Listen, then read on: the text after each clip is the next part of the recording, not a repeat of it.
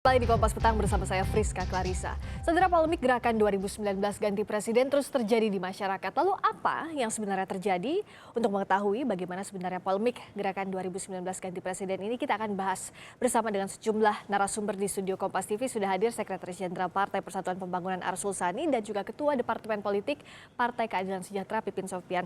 Selamat sore Pak Arsul, juga sore, Pipin. Assalamualaikum. Waalaikumsalam warahmatullahi wabarakatuh. Saya ke Mas Pipin dulu. Jadi ini kan banyak penolakan di sejumlah daerah. Sebenarnya apa yang jadi masalah kalau PKS melihatnya? Ya, pertama saya mengucapkan terima kasih dan apresiasi ke Kompas TV ya yang mau untuk mengangkat isu ini. Sebetulnya publik mempertanyakan di media sosial ramai, tetapi di media televisi tidak terlalu ramai. Berbeda dengan kasus dahulu di mana ada persekusi ketika ada di Bundaran HI yang pro Jokowi dihadang, kemudian beberapa hari itu menjadi pembicaraan publik. Saya kira poin pertama itu kami apresiasi Kompas TV. Yang kedua, kita harus melihat bahwa penghadangan gerakan 2019 ganti presiden yang dilakukan di berbagai daerah adalah merupakan refleksi dari logika demokrasi yang tidak sehat di Indonesia. Apa yang jadi masalah? Karena sebetulnya kalau kita melihat bagaimana gerakan ini adalah gerakan konstitusional, aspirasi masyarakat, dilindungi oleh konstitusi kita dan seharusnya memang tidak ada pelarangan. Dan di mana ada penegak hukum, di situ seharusnya berlaku adil. Equality before the law harus ditegakkan. Sebagaimana ketika deklarasi Jokowi 2 periode itu berjalan secara aman, dijaga ketat sehingga tidak ada persoalan yang sebagaimana dihadapi saat ini. Saya kira masyarakat melihat bagaimana penegakan hukum seharusnya berlaku adil. Fenomena di masyarakat itu logikanya ada dua. Ada yang pro pemerintah, ada yang ingin mengkritik pemerintah melalui gerakan 2019 ganti presiden ini. Tetapi kita melihat seakan-akan penegak hukum itu tidak berlaku adil, berada di tengah. Kita tahan di sana. Apa begitu yang dilihat oleh P3? Saya kira begini, tadi Mas Pipin bicara tentang demokrasi yang tidak sehat. Nah, kalau kita bicara yang tidak sehat itu, jangan hanya pandai menunjuk kepada orang lain. Karena pada saat kita menunjuk pada orang lain itu, maka 4 jari kita itu sedang menunjuk pada diri kita sendiri. Ya, jadi kan dalam alam demokrasi ini, ya, memang di satu sisi ada hak berdemokrasi, ya. Tapi di sisi lain kita harus punya kesadaran ada yang namanya dialektika demokrasi, ya. Dialektika atau katakanlah kalau tidak mau disebut dialektika ada aksi dan reaksi dari kegiatan-kegiatan demokrasi. Nah, ini yang juga harus menjadi kesadaran kita bersama, ya. Dan bagi saya ini harus berlaku semuanya, termasuk bagi katakanlah teman-teman yang menjadi elemen pendukungnya Jokowi maupun yang katakanlah tidak menginginkan Pak Jokowi untuk menjabat 2 periode. Nah, saya melihat bahwa tagar 2019 ganti presiden ketika menjadi tagar saja di media sosial, ya, kemudian persoalannya tidak pada tagarnya, tapi pada persoalannya pada isi, ya, isi yang menyertai tagar itu. Katakanlah ya, ketika ada deklarasi, ya, narasinya itu kemudian ada kebencian, bukan kritik. Kalau hanya kritik, misalnya Anda mau mengatakan bahwa Pak Jokowi tidak mencapai pertumbuhan ekonomi dari yang dijanjikannya, is okay, ya, itu boleh.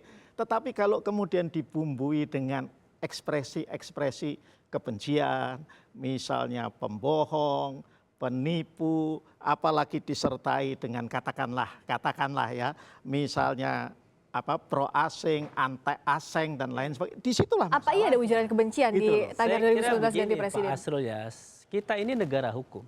Kita ini negara hukum, bukan negara kekuasaan. Ini catat penting bagi kita. Jadi ketika ada yang tidak menyetujui konten yang disampaikan oleh mereka yang mendeklarasikan 2019 ganti presiden, maka silahkan diproses secara hukum. Disinilah kita ingin negara kita adalah negara hukum, equality before the law itu ditujukan kepada semua pihak, diberlakukan. Polisi misalnya, sebetulnya proses pengaturannya sederhana kok Pak. Tinggal begini saja, misalnya yang deklarasi 2019 ganti presiden akan demonstrasi, akan deklarasi pada hari Selasa misalnya. Yang tidak menyetujuinya atau dia ingin pro Jokowi, diberikan kesempatan untuk hari selanjutnya atau tempat yang berbeda. Jika Polri menegakkan aturan itu. Saya kira Bapak di Komisi 3 memahami itu. Bagaimana Polri itu sebetulnya dari rakyat untuk rakyat dan mengayomi semua rakyat Indonesia, tidak hanya kepada para pendukung Pak Jokowi, tetapi yang kontra kepada Pak Jokowi itu harus diayomi. Inilah pentingnya kita hidup berdemokrasi, harus siap berdemokrasi kapanpun dan dimanapun, sehingga narasi kita Indonesia itu bagi semua pihak. Pak Pipin, apa iya ada yang berbeda kelakuan? Ini kan susahnya seperti itu. Ketika kemudian bicara negara hukum, kemudian polisinya memproses bahwa itu ada di situ ada ujaran kebencian, ada penyebaran hoax, ada fitnah, nanti dibilang kriminalisasi lagi, ya kan? Hari ini kalau kita lihat misalnya, ini nggak usah kita yang bicara sebagai pengurus partai politik atau politisi ya, 4 akademisi sudah bicara ini. Bisa dibaca di tweetnya Profesor Jimli Asidiki. Bisa dibaca pendapatnya Profesor Henry, guru besar ilmu politik dari UNAIR. Bisa dibaca juga dari apa yang disampaikan oleh Profesor Mohtar Pabutinggi, ya, pengamat ahli dari LIPI. Bisa juga dibaca Profesor Romli Atmasasmita, guru besar hukum pidana, gitu loh. Jadi, tapi kalau yang katakanlah misalnya dianut ini apa kata Profesor Romli ya, bahwa itu sudah masuk dalam paling tidak percobaan melakukan makar, nanti rame lagi. Wong negara demokrasi kok pakai kejaksaan. Jadi kita melihat itu harus secara agak netral lebih dulu.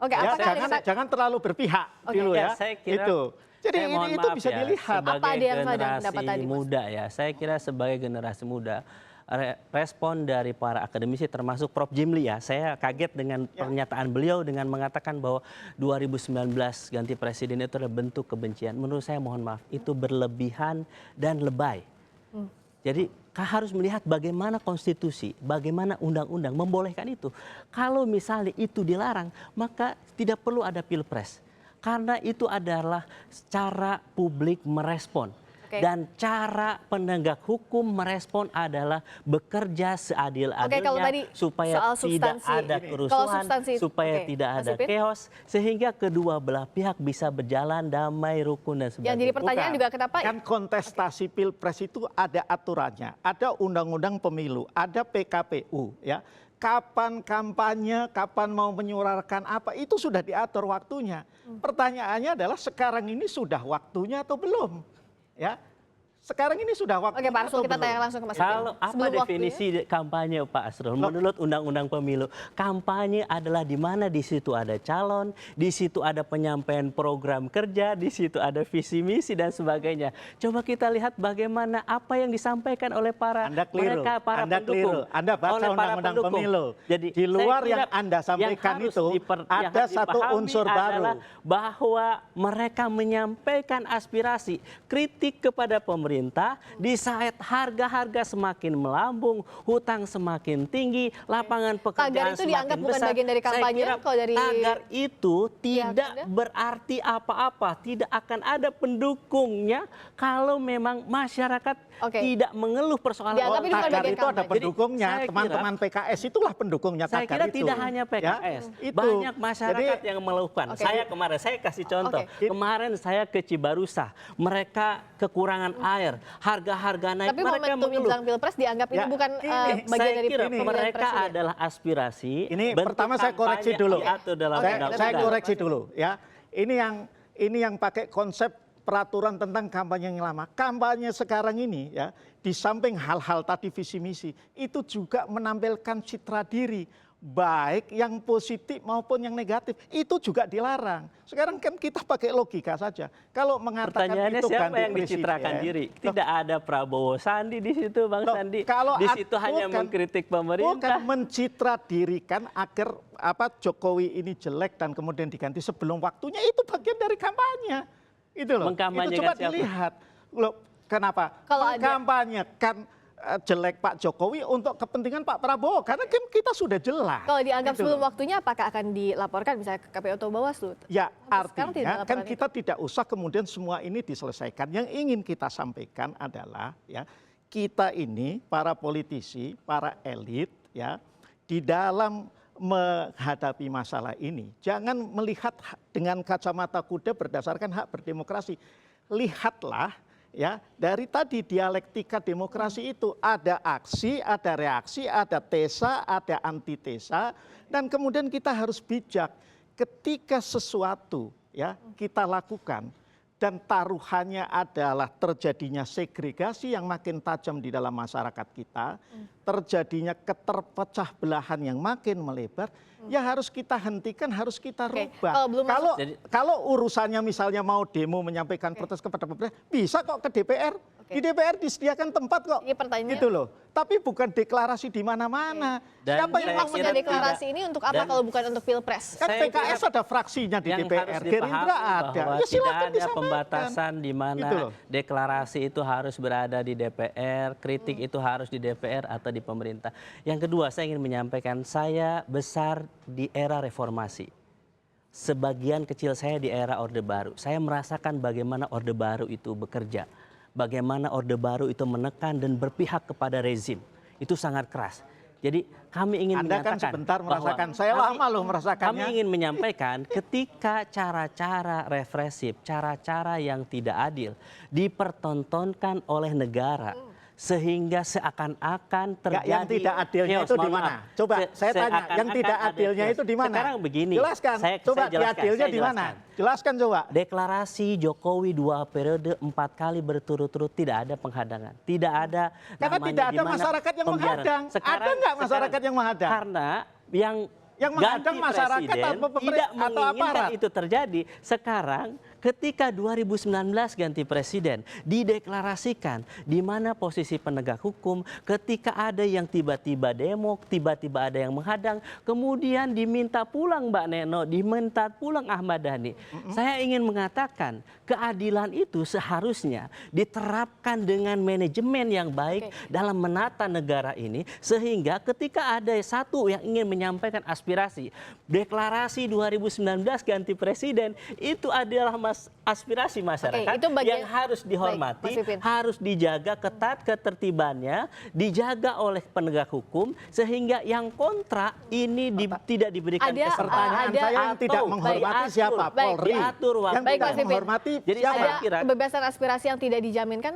Loh, kan seperti saya sampaikan tadi, persoalan ini timbul, ada masyarakat yang dengan tagar 2019 ganti presiden, yang muatannya seperti yang disinggung oleh Profesor Jimli dan para profesor lainnya itu mengandung ujaran kebencian, ada hoaxnya, ada fitnahnya. Silakan nanti dulu secara hukum. Nanti dulu ya.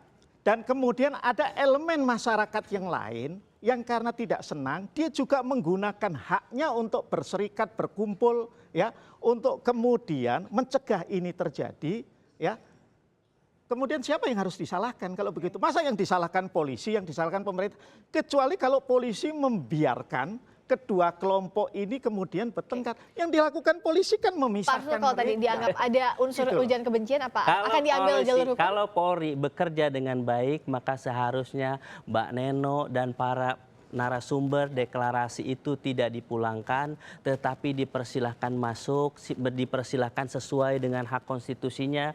Kemudian mereka diberikan kebebasan untuk menyampaikan aspirasi. Dan kalau misalnya mereka menyampaikan kebencian, menyampaikan hoax, tidak benar, maka silakan diproses secara hukum. Tetapi ketika mereka belum melakukan itu, maka haknya setiap warga negara untuk mendapat jaminan dari semua aparatur sipil negara berbicara, menyampaikan kritik kepada pemerintah. Saya ingin menyampaikan poinnya. Negara ini kita sangat sayang dengan Polri. Kita sangat sayang dengan bagaimana demokrasi ke depan itu. Untuk meredam terjadinya konflik horizontal itu tidak dilihat di angka pencegahan. Yang adalah di mana pencegahan itu harus dikelola dengan baik. Kita tahan dulu sampai sana, ada masa yang ada di bandara. Saya kira itu yang tidak baik. Sudah dapat poinnya, Pak Arsul. Jadi kan begini, ya. Kan tidak ada yang melarang. Kalau soal kebebasan berekspresi, ya, kan pilihannya ketika ada masalah di sini kan bisa dengan cara lain, ya, melalui media sosial, melalui media televisi, blogging dan lain sebagainya. Tapi ketika katakanlah kemudian di lapangan mengumpulkan sekian massa, ada penolakan dari elemen masyarakat lain, ya memang harus bijak. Ya, di mana-mana harus bijak. Jadi persoalannya adalah bukan adanya halangan, hambatan atau Tapi larangan apa yang jadi masalah? adalah bahwa ada penolakan dari masyarakat dan ini berpotensi menimbulkan tidak hanya tidak hanya kemudian katakanlah adu mulut dan bahkan bisa menimbulkan konflik Jadi kalau horizontal. dari P3 jangan melihatnya yang jadi masalahnya adalah penolakan dari ada masyarakat itu. malah masyarakat. Saya akan ikut menyalahkan kalau tidak ada penolakan tapi polisi melarang. Oke. Jadi ada, begini ada, sebetulnya. Ada enggak Logika- deklarasi di daerah yang tidak ada penolakan masyarakat tapi dilarang oleh polisi? Ada enggak? Logikanya Gitu loh. harus begini Pak Asrul ya. Logikanya di logika aparat negara itu begini. Ini ada dua logika Ya. masyarakat kita. Satu yang pro Jokowi 2 periode, satu Ya. yang ingin ganti presiden. Sebagai aparatur sipil negara, aparat negara seharusnya duduk di dua itu.